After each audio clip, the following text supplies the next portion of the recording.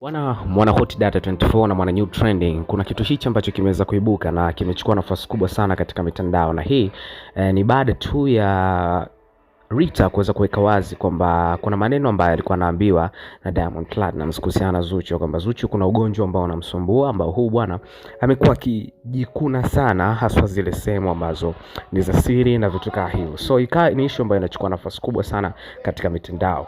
Sasa siku ya leo bwana Mange Kimambi ameamua kuweka wazi kwa kushare video ambayo alimuonesha Zuchu akiwepo anajiandaa kwa ajili ya performance yake. So lazima aweze kufanya training na vitu kama hivyo. So aliweza kuonekana akiweza kujikuna mbele za watu na vitu kama hivyo. So hiyo ikaanza kutoa kiashiria kwamba Zuchu anasumbuliwa na ugonjwa huu ambao of course kwa upande wa Diamond Platnumz umeonekana kama vile umekuwa ni kikwazo sana kwa upande wake. So imekuwa ni issue ambayo inachukua nafasi kubwa sana kwa sababu inaonekana kama vile Zuchu ana be underrated sana na watu au wananyanyaswa kwa mtindo wa kuweza kumsema weakness yake hii ambayo yuko nayo mpaka hivi sasa.